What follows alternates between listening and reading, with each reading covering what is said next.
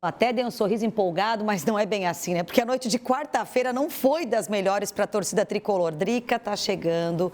Drica Evarino, o resultado fora de casa complicou mesmo a vida do Jack na Copa Santa Catarina. Boa tarde, Sabrina. Boa tarde a todos que estão assistindo ao Balanço Geral. Derrota em Brusque e o Jack deixou a vice-liderança do Grupo C. Ontem a gente falava aqui sobre o jogo de 6 pontos para o Jack contra o Carlos Renault. Ontem lá no Augusto Bauer, né, no gramado sintético do Augusto Bauer. 2-0 para o Carlos Renault, 2 gols marcados no segundo tempo e em questão de 1 minuto, menos de 1 minuto. Primeiro, o Mago abre o placar em uma jogada aérea, em uma bola aérea, coisa que o Joinville já havia tomado, inclusive gol do Carlos Renault aqui na Arena Joinville.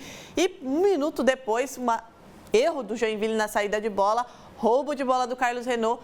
Contra-ataque, acelera o contra-ataque, o Flaviano coloca 2-0 aí na conta do Carlos Renault, que poderia, inclusive, ter vencido demais. O Bruno Pianissola fez algumas defesas para evitar que o Joinville sofresse uma derrota ainda mais elástica lá em Brusque. Mais um jogo em que o torcedor do Joinville percebe um time com apatia. A gente falava hoje de manhã também na NDFM com relação ao esquema tático do Leandro Senna. Ele mudou, colocou o time um pouco mais ofensivo, entrou com 2 meias, né, o Alisson e o Juliano, para tentar ganhar esse meio campo, para ter mais posse de bola no setor criativo, tentar criar jogadas que levassem aos atacantes maior qualidade para fazer os gols, e não foi o que aconteceu. O Joinville perdeu o meio campo, o Joinville defensivamente pecou demais, inclusive o lateral direito, né, o Lucas Lopes, acabou sendo expulso também no segundo tempo, e ofensivamente o time não produziu o que se esperava. Leandro Senna tentou fazer algumas alterações que também não funcionaram. Mais uma partida que o Joinville, falando de técnica e tática, não consegue apresentar um bom futebol, e a postura do Joinville contra o Carlos Renault foi muito parecida com a postura que o Joinville entrou contra o Blumenau, um time que parece que é menor do que o adversário, com todo respeito ao Carlos Renault, né, o time que acabou de ser campeão da Série B. O Joinville tem uma história muito maior, mas entrou como se fosse o menor time. E uma derrota que coloca o Joinville na 3ª colocação. Agora estaciona com 4 pontos, o Carlos Renault vai para a vice-liderança e o Joinville vai depender de outros resultados para tentar buscar essa classificação na Copa Santa Catarina. Depois do jogo, o técnico Leandro Senna conversou com a imprensa e falou um pouquinho sobre essas mudanças no meio-campo e também sobre essa postura do Joinville diante do Carlos Renault. Vamos ouvir.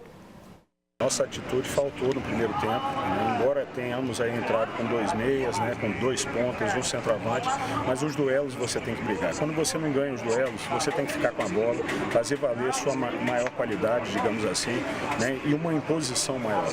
Né? Era um jogo chave, né? A gente infelizmente perdeu esse jogo, mas é algo a ser consertado, né? Para as próximas partidas. Né? Perdemos aí o Lucas para a próxima partida, trabalhar esses dias que restam para que a gente entre e faça valer o nosso mando de campo contra o Nação. Tá aí, né, o técnico Leandro Senna falando justamente sobre isso, sobre a falta de atitude do Joinville. Foi o pontapé inicial. A partir dessa falta de atitude, o futebol não se desenvolveu e mais uma derrota na Copa Santa Catarina veio aqui para Joinville. Agora o Jack vai ter quase uma semana, porque só volta a campo na terça-feira que vem para enfrentar o Nação aqui na Arena Joinville. Agora, mudando aí de esporte, mais do que conquistas dentro de quadra, o Joinville Vôlei também inspira fora dela. De diferentes trajetórias, os jogadores contam como o esporte abriu caminhos e reforçam que para jogar, o que realmente importa é ter vontade. É mais uma reportagem do quadro Na Pegada do Jogo.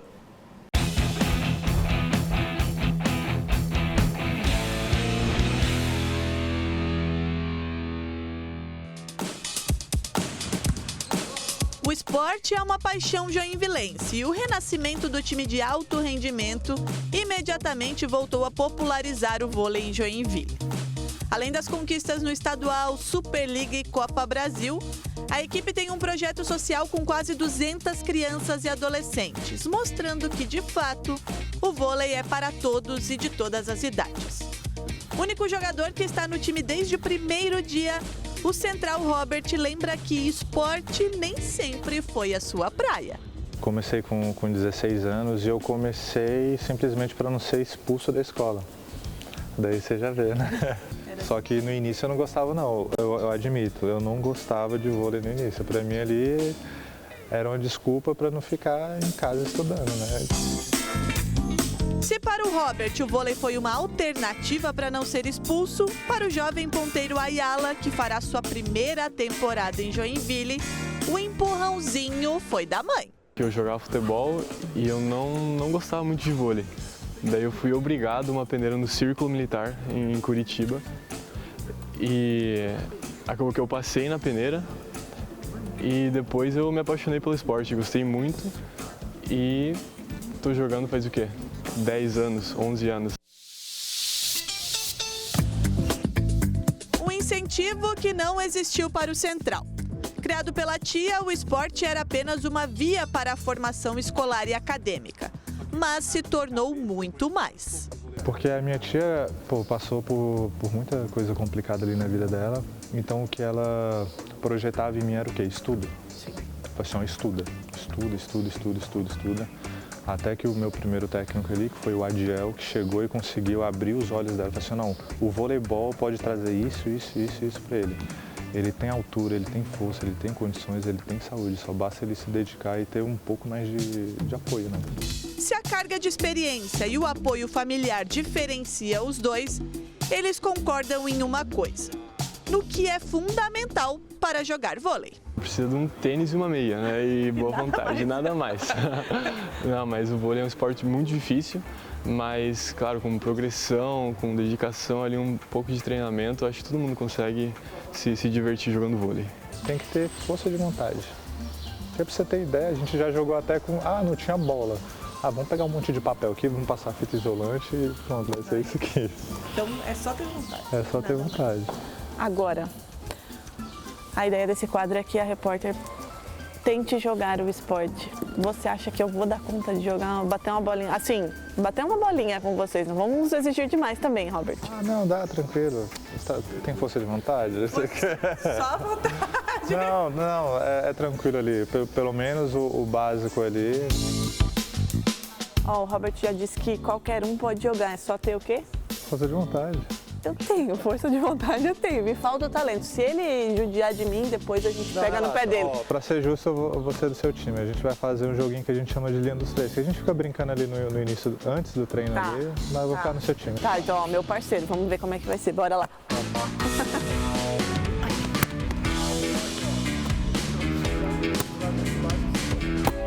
O desempenho com atletas profissionais não foi dos melhores.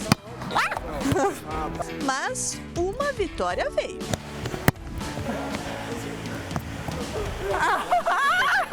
Pra finalizar, já que você falou que o grupo é bastante descontraído, a gente tava falando ali no off, né? Você veio do futebol e veio de Curitiba, mas não torce nem pro Coxa, nem pro Atlético? Torço pro Corinthians, Agora você torce pra quem? Pro Jack.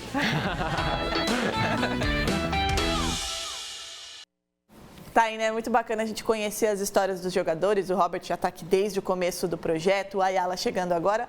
O meu desempenho aí não foi dos melhores, eu até brinquei que o meu histórico aí como atleta lá na base, né? Porque eu treinei bastante vôlei lá dos 8 até os 18, até a faculdade, joguei na faculdade. Depois, né, a gente vai trabalhar, não pratica muito. Esse meu desempenho tá longe de orgulhar aquela lá do passado, mas foi muito bacana conhecer aí as histórias e também mostrar que todo mundo pode jogar, como eles falaram, né? É ter força de vontade, tem uma quadra ali, uma redinha, dá para se juntar e jogar. Aqui na TV, inclusive, tem bastante gente que gosta de jogar, de praticar um esporte, né?